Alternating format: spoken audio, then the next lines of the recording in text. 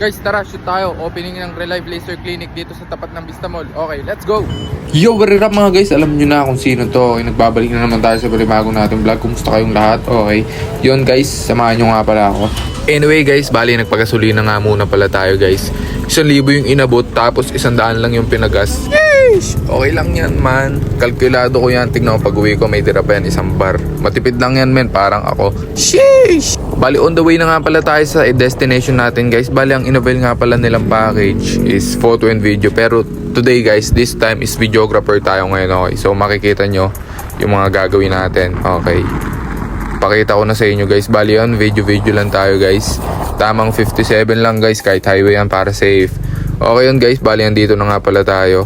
So nandito na nga pala tayo guys. We successfully arrived at the destination. Ayun nga pala yung parang taga dito lang no. Dire-diretso no. Kaalam mo talagang sa kanya yun no. So anyway guys, lakad matatag nga pala tayo yan para mukhang professionals. Pakita mo ba kung sino ka? Okay. Pero deep inside guys, kinakabahan na yan. Sheesh. So yun guys, ito nga pala yung labas niyan. Ayun yung Vista Mall guys, yung tapat niyan. Okay. So nandito na tayo sa loob guys. Di ko na na-videoan yung loob kasi nahihiya ako. Nasa loob ka na nga nagbibideo. Baka yung pagpasok sa loob baliw. Medyo nagpapogi lang konti. Okay. So guys, tamang waiting lang tayo kay Ma'am Sam. Okay, yung photographer natin. Si boss, okay. Waiting tayo sa kanya kasi para sabay tayo mag-shoot ng details, ng mga establishment shots, tsaka etc. yung mga isushoot dito na mga kailangan guys. Okay. So anyway guys, first time nga pala natin mag-shoot ng soft opening or corporate shoot. Pero last time nakapag-shoot na rin tayo ng real estate. Yung video. Pero kaya parang medyo may idea na tayo. Pero chinat ko pa rin si Ma'am Sam. Sabi ko, Ma'am, pengi akong idea or pag-guide ako para at least aware ako sa mga need namin i-shot next. Okay. Pero usually guys, ribbon cutting, message ni owner tsaka ni manager yung mga need kasi yun guys, hindi na yun nare-retake. Ayan nga pala si Ma'am guys, Photo Outlet 88, book na kay John, let's go. Yun, bali may mga vloggers din pala dito guys, si JJ Channel ba, tsaka si Omski TV, okay. Yung tamang setup lang kami guys, bali promotional video nga pala yung parang mangyayari din dito guys. Marami silang in-invite na content creators, mga ka-collaborations, partnerships, clients, customers, unlike sa mga kadalasan kong na-shoot na event guys, mga wedding, birthdays. Eto guys, this time iba to. Mga vlogger din pala itong kasama guys. Hello po. Anyway guys, bali setup lang tayo ng gimbal. I-balance natin, okay. So, ika nga ni paring G, work-life balance, ang buhay balance, okay. Work-life, tapos enjoy mo yung buhay guys, okay. Huwag kang magpapapressure, huwag kang magpapastress. So anyway guys, nag-start na nga rin pala tayo mag-shoot dito ng mga equipments, mga facilities, yung machines. So anyway guys, tayo rin pala mag-edit nyan, so mas maganda yon para alam natin kung saan natin mas magandang mailatag yung mga clips. Bali naka-wide lens ako dito para kita lahat guys.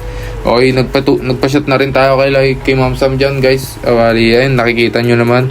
Sheesh! Kala mo talaga no. Kala mo may bitaw no. Ayun no. Bali nag-shot na rin tayo ng mga machine dyan guys. Okay. Dito tayo sa panibagong treatment room. Yun, yung machine ulit. Bali yun guys, yung pinaka-entry tsaka yung exit point nung hallway. Bali sinat na rin natin yan para sure na meron tayong mga shot list niyan. Okay, nandito na rin pala tayo sa tawag dito, consultation room yata to. Ayun, so may mga products din sila dyan guys. Video na nga rin pala natin yung mga details na ganyan. Bali guys, kayong bahala kung paano creative or idea yung mga naiisip nyo para gumanda yung pag sa editing na kayo guys. Okay, so kailangan dyan guys, malikot yung isip nyo. Sobrang creative nyo. Kasi guys, di mo creative ewan ko. So anyway guys, nakakwentuhan din nga pala natin dito si Sir JJ Channel. Okay, isang sikat na vlogger dito sa Bataan. Bilang isang nagsisimula pa lang sa paggawa ng content guys, nangingi tayo ng tips at advice dito kay Sir.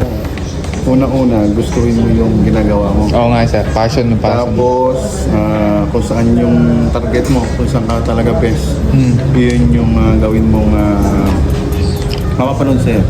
So, mag-share ka ng mga idea, humingi ka ng tip, at syempre, humingi ka rin ng ibang tips mga mas professional. Tsaka yung mga feedback nila sir, kailangan yung positive, negative. Positive, negative. So, kung mawala ng focus, kailangan nandun ka pa rin lagi.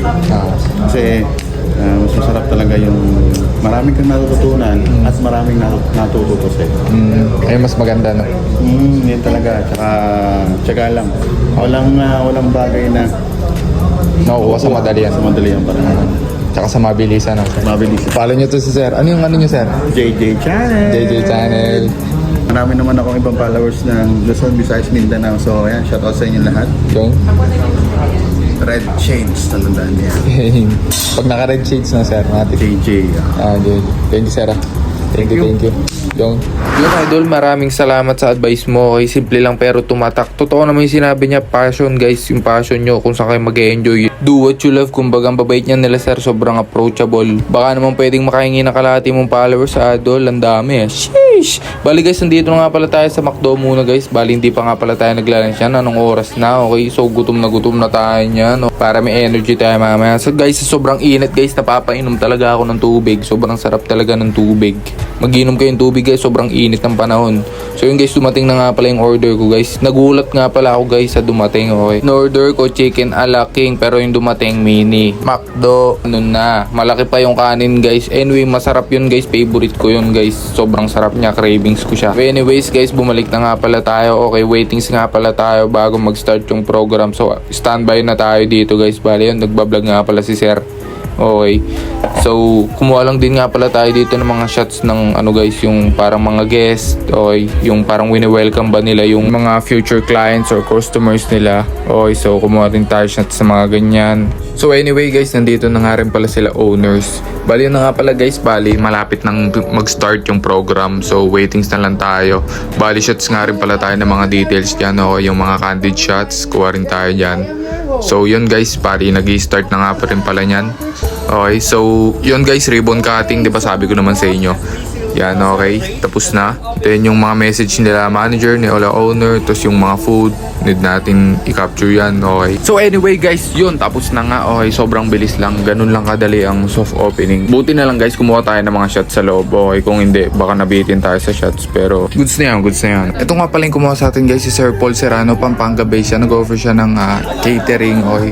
Idol, maraming salamat sa pagkuha at pagtiwala sa amin. Bali guys, kumuha na nga rin pala tayo ng mga shots dito ng mga conversations nila owners tsaka nila partners, okay, para mas mukhang natural yung maging kalabasan nung highlights ng video na ini-edit natin. So anyway guys, ang sarap din sa feeling na naka-experience ka ng bagong knowledge, bagong clients, bagong partnerships, bagong experience, bagong kaibigan. Do what you love, gawin mo kung saan ka masaya. Kaya kahit may struggles, may problema, hindi madali yung ginagawa mo, guys, nilagay ka dyan ni Lord kasi alam niyang kaya mo yan. Kaya I love my freelancing job talaga, bonus na lang yung mga talent fee na yan. Ang tunay na bayad talaga sa'yo is yung may napulot ka na namang aral, may nasolve ka na naman na panibagong problema na madadala mo yan hanggang sa pagtanda mo. Kaya hanggang dito na lang, maraming salamat sa pagsama.